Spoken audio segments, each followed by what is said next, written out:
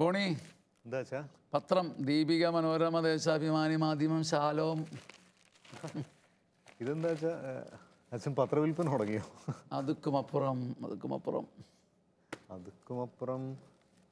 ഈ പത്രങ്ങളുടെ പേരിങ്ങനെ പറഞ്ഞു കഴിഞ്ഞു മെമ്മറി കൂട്ടാനുള്ള വഴിയാണ്. അതുക്കുമപ്പുറം.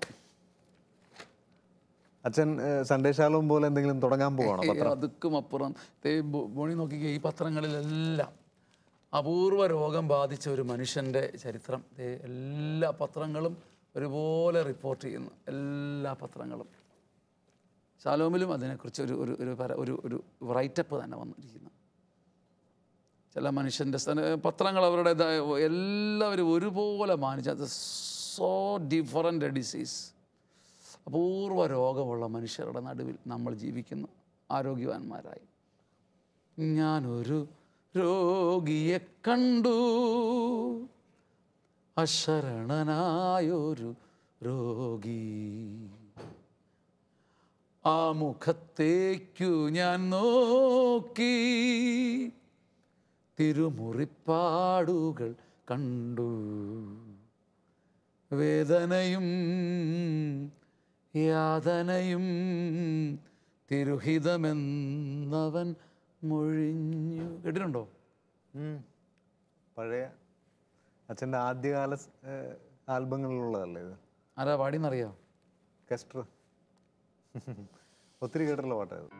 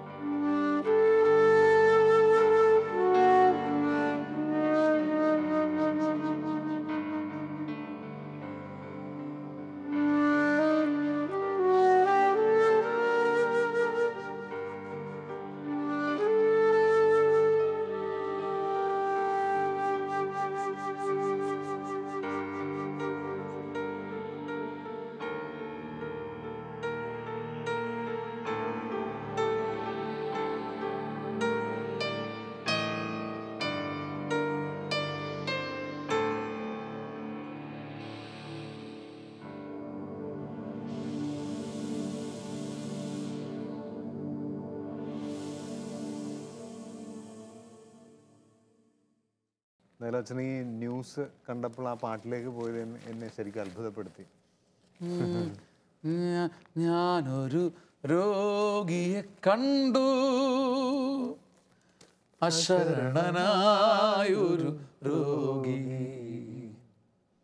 ആ മുഖത്തേക്കു ഞാൻ നോക്കി, തിരുമുറിപ്പാടുകൾ കണ്ടു. പക്ഷെ അത്ഭുതം അതല്ല, ഞാൻ തിരുമുറിപ്പാടുകൾ കണ്ടതല്ല. വേദനയും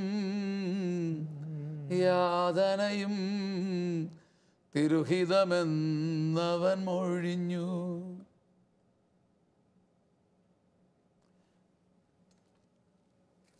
ഇതുണ്ടോ? പഴയ പാട്ടാന്ന് പറഞ്ഞില്ലേ? ഈ പാട്ട് പളുങ്കടലിൽ ഒന്ന് പങ്കുവെക്കാൻ തോന്നാൻ കാര്യമുണ്ട്. ഇത് കണ്ടോ, ബോണി കണ്ടോ?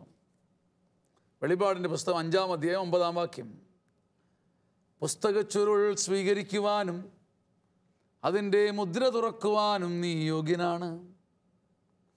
കാരണം നീ വധിക്കപ്പെടുകയും നിൻ്റെ രക്തം കൊണ്ട്, കാരണം നീ വധിക്കപ്പെടുകയും നിൻ്റെ രക്തം കൊണ്ട് എല്ലാ ഗോത്രങ്ങളിലും ഭാഷകളിലും ജനതകളിലും രാജ്യങ്ങളിലും നിന്നുള്ളവരെ വിലയ്ക്ക് വാങ്ങുകയും ചെയ്തു. ഈ വാക്യം വായിച്ചപ്പോൾ ഈ പാട്ട് ഞാൻ ഓർത്തു. ബന്ധം മനസ്സിലായോ ബോണിക്ക്? ഇല്ല.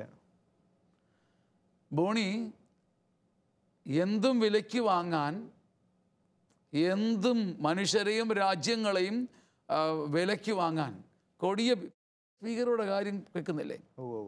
വാട്സപ്പിൽ ഇന്നിപ്പോൾ ഞാൻ പറയാതിരിക്കാൻ വയ്യ, നല്ല ക്രിസ്ത്യാനി എന്ന നിലയ്ക്ക് എനിക്ക് പ്രതികരിക്കാതിരിക്കാൻ പറ്റില്ല എന്നൊക്കെ പറഞ്ഞ് ചിലരുടെ പ്രതികരണങ്ങളൊക്കെ കണ്ട്. എന്തും ആകട്ടെ, ഈ ഭീകരരെ വിലയ്ക്ക് വാങ്ങാൻ, രാജ്യദ്രോഹികളെ വിലയ്ക്ക് വാങ്ങാൻ ഒരു പോംവഴി ഇവിടെ പറഞ്ഞിരിക്കുക. വെളിപാട് 5:9. എന്തെന്നാൽ നീ വധിക്കപ്പെടുകയും നിന്റെ രക്തം കൊണ്ട് നീ വിലയ്ക്ക് വാങ്ങി.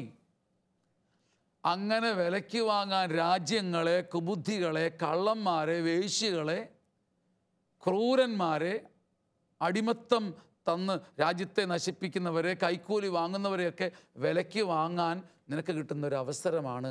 രോഗത്താൽ നീ ഇഞ്ചിഞ്ചായി മരിക്കുന്ന സമയം, നീ വധിക്കപ്പെടുന്ന സമയം നഷ്ടപ്പെടുത്താതെ ഒരു തങ്ക നാണയം കൊടുത്ത് സംഗതികൾ വിലയ്ക്ക് വാങ്ങുന്നത് പോലെ, നീ ഒരു 5 ലക്ഷം രൂപ കൊടുത്ത് ഒരു കാറ് വിലയ്ക്ക് വാങ്ങുന്നത് പോലെ നിൻ്റെ സഹനം ഒരു തങ്കപ്പൊൻ നാണയമാണ്. വെറുതെ കളയരുത്. കൊണ്ട് നീ വിലയ്ക്ക് വാങ്ങണം. വിലയ്ക്ക് വാങ്ങാത്തതാണ് നമ്മുടെ പ്രശ്നം.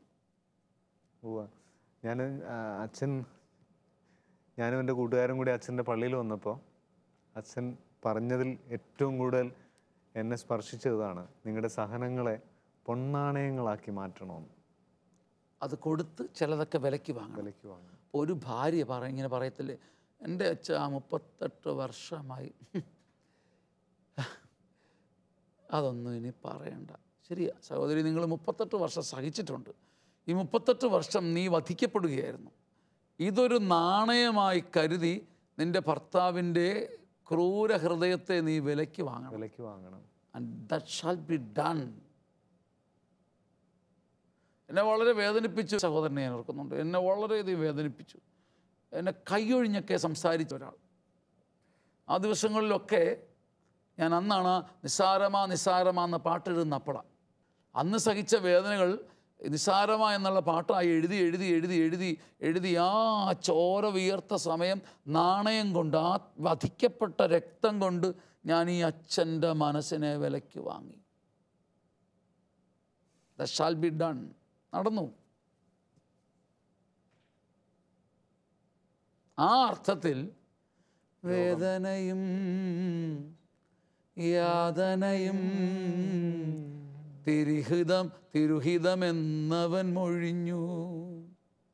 ദൈവത്തിന് ഇഷ്ടമാണത്. അങ്ങനെ പറഞ്ഞ് നിൽക്കുന്ന ഒരാൾക്ക് എളുപ്പമാണ് രാജ്യങ്ങളെ വിലക്കെടുക്കാം, ദുഷ്ടരെയും വിലയ്ക്കു വാങ്ങാം.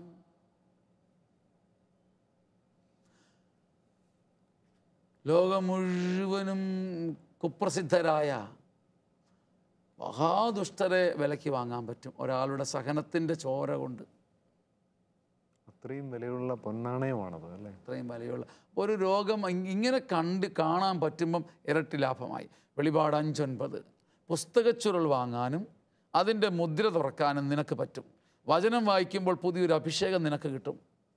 നീ രക്തം കൊണ്ട് വിലയ്ക്ക് വാങ്ങിയാൽ മതി. രോഗം അതിനുള്ള ഒരു മാനുഷിക വഴി കൂടിയാണ്.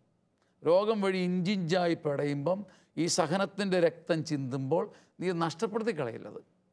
അപ്പം നിങ്ങളുടെ കയ്യിൽ യാചകരുടെയൊക്കെ പത്രത്തിൽ വായിക്കുന്നില്ലേ, പാണ്ഡത്തിൽ 5.5 ലക്ഷം രൂപ ഉണ്ടായിരുന്നു, വല്ല ഗുണമുണ്ടോ? ഒരു ഗുണവുമില്ല. നീ ഈ രക്തത്തിൻ്റെ നാണയം, സഹനത്തിൻ്റെ നാണയം കൊടുത്തിട്ട് കൃത്യം ഇങ്ങനെ പറയണം, കർത്താവ്, എൻ്റെ ഇടവകയിൽ വളരെയധികം മനസ്സടഞ്ഞിരിക്കുന്ന ഒരു വ്യക്തിയുണ്ട്, ഞാൻ ഈ വേദനയുടെ രക്തം കൊടുത്ത് അയാളെ വിലയ്ക്ക് വാങ്ങുന്നു എന്ന് ദൈവത്തിൻ്റെ മുമ്പിൽ വാതു വയ്ക്കണം. ബോണി സാത്താൻ വാതു വെച്ചുകൊണ്ടിരിക്കുക, ബോണിയേക്ക് വേണ്ടി ഞാൻ വാതു വെച്ചിരിക്കുന്നു, അവനെ തകർക്ക്, ബോണി നിന്നെ സ്തുതിക്കത്തില്ലെന്ന് ഞാൻ പറയുന്നു.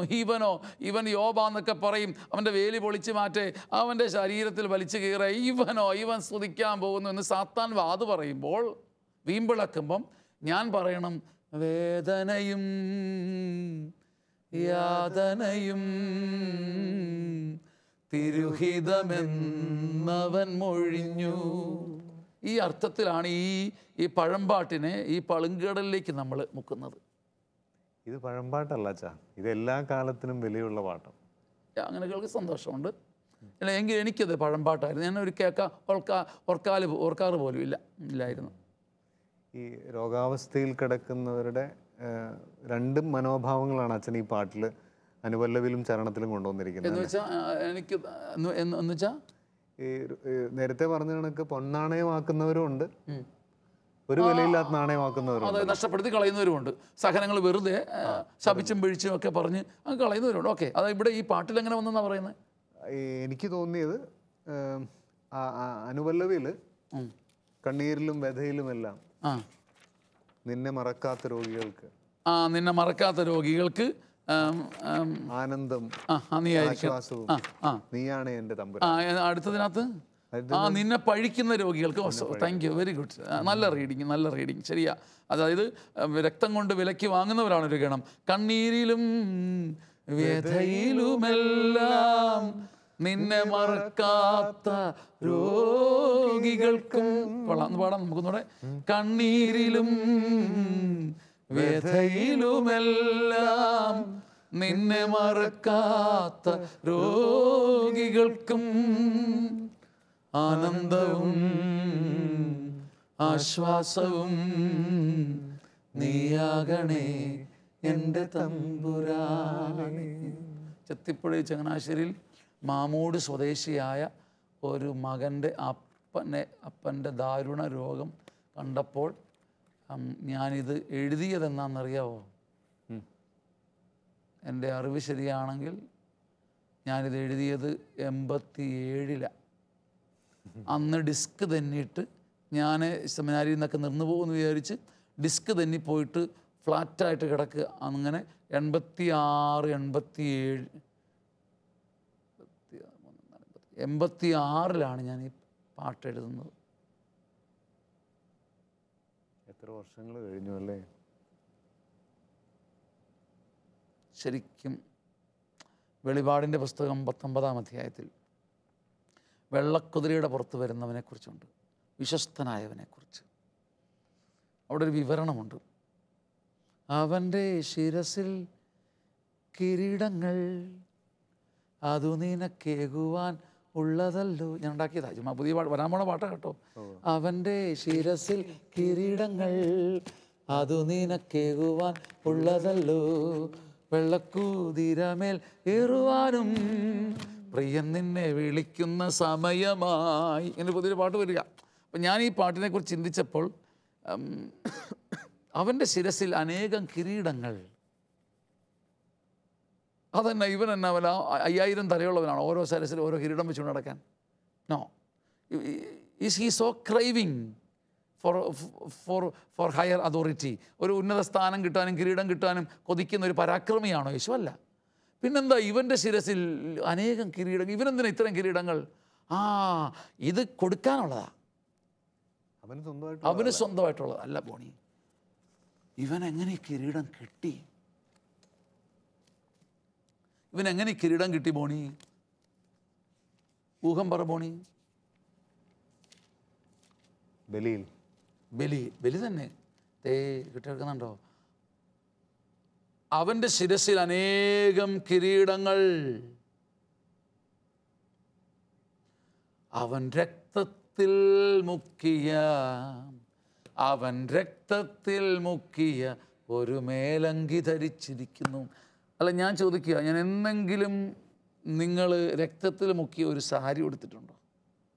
രക്തത്തിൽ മുങ്ങിയ ചുരിദാർ അണിഞ്ഞിട്ടുണ്ടോ? രക്തത്തിൽ മുക്കിയ ഫാൻസോ ജീൻസോ ഇട്ടിട്ടുണ്ടോ? ലോവ അണിഞ്ഞിട്ടുണ്ടോ? ശിരോവസ്ത്രം അണിഞ്ഞിട്ടുണ്ടോ? നമ്മുടെ കുഴപ്പം അതാ. രക്തത്തിൽ മുക്കിയ മേലങ്കി ധരിച്ചവനെ കിരീടങ്ങൾ കൊടുക്കാൻ പറ്റുകയുള്ളൂ. അപ്പം രോഗം രക്തത്തിൽ മേലങ്കി മുങ്ങുന്ന സമയമാണ്. ഇവിടം മുതൽ അവിടം വരെ വേദനയാണ്.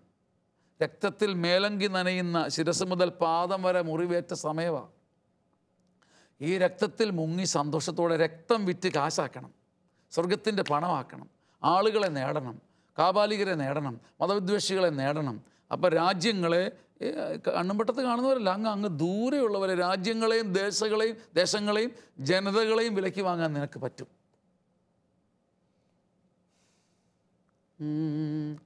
പ്രാണൻ പ്രാണൻ പ്രാണൻ പോലും ഉരുകുന്ന നോവാൽ നിന്നെ പഴിക്കുന്ന രോഗികൾക്കും, പ്രാണൻ പോലും ഉരുകുന്ന നോവാൽ നിന്നെ പഴിക്കുന്ന രോഗികൾക്കും കാവലിനായി ദൂതന്മാരെ നീ അയക്കേണമേ തമ്പുരാനേ. ശരിക്കും അങ്ങനെ സഹനം സമർപ്പിക്കാൻ പറ്റാത്തവർക്ക് വേണ്ടി കൂടി ബാക്കിയുള്ളവർ പ്രാർത്ഥിച്ച് ശക്തി നേടിക്കൊടുക്കുകയും വേണം. അങ്ങനെയാണ് സഭ ഒരു സൗഖ്യത്തിൻ്റെ തൽപ്പമായി കിടക്കയായിട്ട് മാറുന്നത്. നിനക്ക് രോഗത്തിൽ പഴിക്കാനേ പറ്റുന്നുള്ളൂ, നീ ആ ശരണം കെട്ടുപോയി. പേടിക്കണ്ട. നിൻ്റെ അപ്പൻ, നിൻ്റെ അമ്മ, ഭാര്യ നിനക്ക് വേണ്ടി അർപ്പിക്കുന്ന സ്തുതികൾക്ക് അർത്ഥമുണ്ട്. അവനെ കൊണ്ടുവന്നവരുടെ വിശ്വാസം കണ്ടിട്ട് അവൻ തളർവാദ രോഗിയോട് പറഞ്ഞു, നീ കിടക്കയും എടുത്തു പോവുക.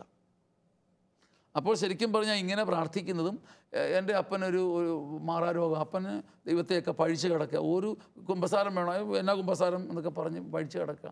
പക്ഷേ നിന്നെ പഴിക്കുന്ന രോഗികൾക്കും കാവലിനായി ദൂതന്മാരെ നീ അയക്കേണമേ തമ്പുരാനേ. ശരിക്കും ജീവിതത്തിൻ്റെ ഒരു ട്രാക്ക് ആൻഡ് ട്രോളി ദൈവത്തിൻ്റെ വചനമാണ്. ആ വരച്ച വരയിലൂടെ നമ്മുടെ ഈ ക്യാമറ ട്രാക്കൊക്കെ പ്രദീപാന്ന് തോന്നുന്നു അത് ചെയ്യുന്നത്, അതൊക്കെ കൃത്യം ചെയ്യുന്നത് പോലെ ട്രാക്ക് ആൻഡ് ട്രോളി കൃത്യമായിട്ട് ദൈവത്തിൻ്റെ വചനത്തിൻ്റെ രഥത്തിൽ കയറിയിരുന്നാൽ ഏത് രോഗത്തിലും ആശ്വസിക്കാൻ പറ്റുമെന്ന് ഞാൻ കരുതുന്നു. എനിക്ക് ഇത് പറഞ്ഞ പോലെ ചുമട് താങ്ങാൻ പറ്റാത്ത രോഗമൊന്നും വന്നിട്ടില്ല, എങ്കിലും ഞാനും അത് പ്രത്യാശിക്കും. ദൈവമേ, അന്ത്യം വരെ രക്തം കൊണ്ട് വിലയ്ക്ക് വാങ്ങാൻ പറ്റണേ. ഒരു സഹനം പോലും, ഒരു രോഗം പോലും വെറുതെയാക്കി കളയാൻ ഇടവരുത്തരുത്. ഒന്നും പാഴാക്കി കളയാൻ അങ്ങ് അനുവദിക്കരുത്. അഥവാ പാഴാകുമെന്ന് തോന്നുന്നത് വളമാക്കി സാക്ഷ്യമാക്കി അനേകർക്ക് കൊടുക്കണമേ. അങ്ങനെയാണെങ്കിൽ രോഗം സുഖമാക്കണമേ എന്നല്ല പ്രാർത്ഥിക്കേണ്ടത്, അല്ലേ? രോഗം സുഖമാക്കണമേ എന്നല്ല പ്രാർത്ഥിക്കേണ്ടത്. നാം ഇങ്ങനെ പ്രാർത്ഥിക്കേണ്ടി വരും, കർത്താവേ, ഈ രോഗത്തിൻ്റെ ബലിയുടെ സമയം, ഈ രോഗത്താൽ ഞാൻ വധിക്കപ്പെടുന്ന സമയം രക്തം കൊണ്ട് വിലയ്ക്ക് വാങ്ങാൻ എന്നെ പഠിപ്പിക്കണമേ. കാണുന്ന രോഗികൾ ഒത്തിരി പേരുണ്ട് അച്ഛാ. വെളിപാട് 5:9 ഉത്തരം. വചനത്തിൻ്റെ പൊരുൾ അറിയാൻ, വേദഗ്രന്ഥം തുറക്കുമ്പോൾ മുത്തഭിഷേകം കിട്ടാൻ, ഒരു പളുങ്കുകടലിലേക്കൊന്ന് മുങ്ങാൻ നിങ്ങൾ ചെയ്യേണ്ടത് രക്തത്താൽ, എന്തെന്നാൽ അവൻ വധിക്കപ്പെടുകയും രക്തത്താൽ അവൻ ദേശങ്ങളെയും രാജ്യങ്ങളെയും ജനതകളിൽ നിന്നുള്ളവരെ അവൻ വിലയ്ക്ക് വാങ്ങി. സത്യമല്ലേ? ഒരാൾ കാൽവരിയുടെ കിടക്കയിൽ മുറിവേറ്റപ്പോൾ അവൻ രക്തം കൊടുത്ത് ദേശങ്ങളെയും കാണാത്തവരെയും കേൾക്കാത്തവരെയും വിലയ്ക്ക് വാങ്ങി. നിങ്ങൾക്കും സുവിശേഷകനാകാം. വേദനകൾ തട്ടിത്തൂകി പോകാതെ രക്തം വാർന്നു പോകുമ്പോൾ ആ രക്തം എടുത്ത് കുപ്പിയിലാക്കി തങ്ക നാണയമാക്കിയിട്ട് ദൈവത്തോട് പറയണം, നീ എനിക്ക് ഇത്ര രോഗികളെ തരണം, നീ എനിക്ക് ഈ രക്തം, ഈ വേദനയുടെ രക്തം, ഈ സഹനത്തിൻ്റെ രക്തം 1,50,000 മരിച്ചവർക്ക് വേണ്ടി ഞാൻ അവരെ വിലയ്ക്ക് വാങ്ങുന്നു. ഞാൻ ചെയ്തു നോക്കിക്കേ, സഭയുടെ ഒരു പുത്തൻ അഭിഷേകം വ്യാപരിക്കും. മരിച്ചവർക്ക് വേണ്ടിയൊക്കെ അങ്ങനെയൊക്കെ ഒന്ന് പ്രാർത്ഥിച്ചേ. രക്തം കൊടുത്ത് വിലയ്ക്ക് വാങ്ങുന്നവൻ ജനതകളെ നേടും, മരിച്ചവരെ നേടും, സഭയെ പവിത്രീകരിക്കും. സുവിശേഷത്തിൻ്റെ കാര്യത്തിൽ കിടക്കയിൽ കിടന്നുകൊണ്ട് അവർ ഓടിക്കൊണ്ടിരിക്കും.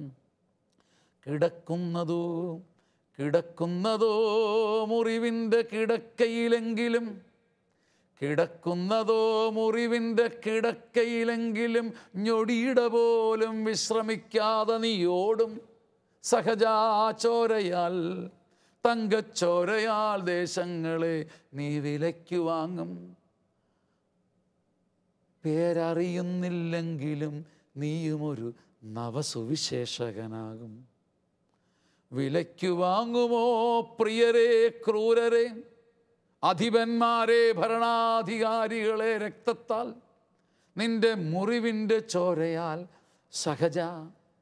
അപ്പോൾ മുറിവുമൊരു പുണ്യം, രോഗമൊരു ഭാഗ്യം. നിന്റെ കിടക്കയോ കൃപയുടെ അൾത്താരയും.